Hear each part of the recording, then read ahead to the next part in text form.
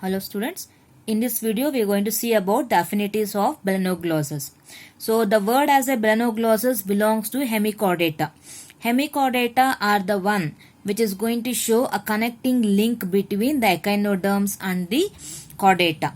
So as an example of melanoglossus, it is also going to show certain similar characters and differences between the echinoderms and also the chordata.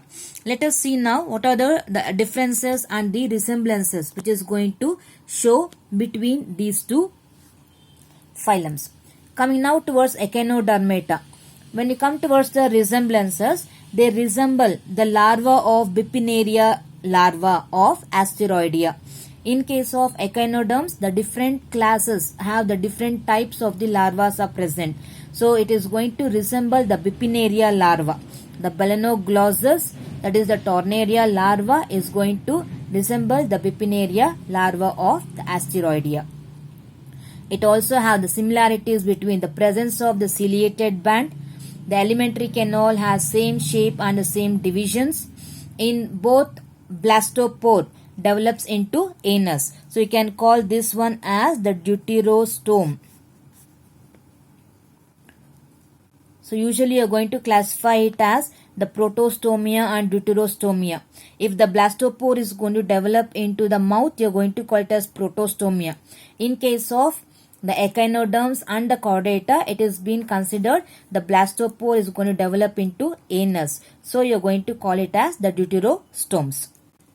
As such, I told that the presence of ciliated band. The presence of the band means they have the preoral band, postoral band, and also the posterior ciliated bands are present. It is present in both Bipinnaria and the Tornaria.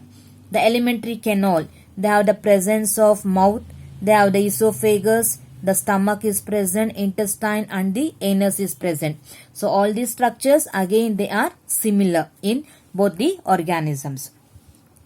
During the developmental process, the cleavage and the gastrulation, the process is also similar. The arrangement of the coelomic cavities are similar. The heart vesicles is related to the proboscis coelom in hemichordata, but the same heart vesicles is related towards the madreporitic vesicle in the echinoderm larva. So this is the common resemblances between these two organisms. When you come towards the differences, you can observe the eye spot is absent in Bipinnaria, but in the Tornaria you can observe the presence of the eye spot on the anterior most region, that is towards the apical tuft of cilia. The apical plate and the telotorch are absent in Bipinnaria but present in Tornaria. The protocele, which is also called as the proboscis coelom, is paired in case of the echinodermata, but in case of Tornaria it is unpaired structure. So those forms about the resemblances and the differences which you can observe in echinodermata. Coming now towards the differences and the common features found with the chordata. Resemblances. The buccal diverticulum is a hollow evagination of anterior wall of buccal cavity and not definite whether it is endodermal or ectodermal. So the endodermal origin or ectodermal origin we don't know. The same thing is going to happen in case of the Tornaria also, the same thing in case of the chordata.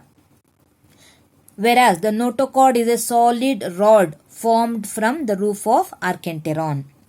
The buccal diverticulum is made up of epithelial cells, where in case of hemichordata. But in case of the notochord, that is the chordate, it is made up of the vacuolated cells.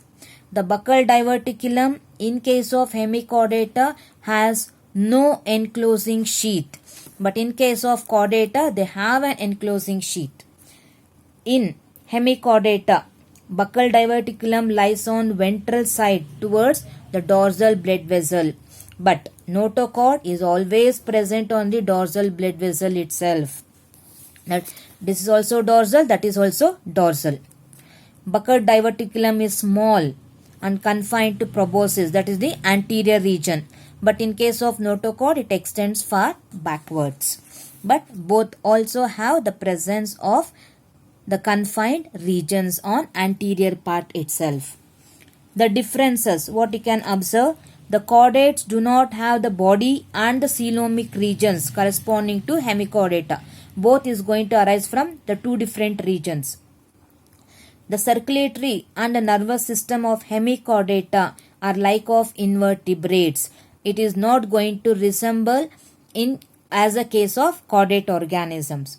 In chordates, they have the post-anal tail, but in hemichordates, they do not have any post-oral anal tail. The chordates, they are metamerically segmented animals, but hemichordates, they are not metamerically segmented. So these are the common differences what you can observe in case of the hemichordate and also the chordates. So these are the characteristic features what you can observe, the common and the differences between the chordate and the hemichordata. Thank you.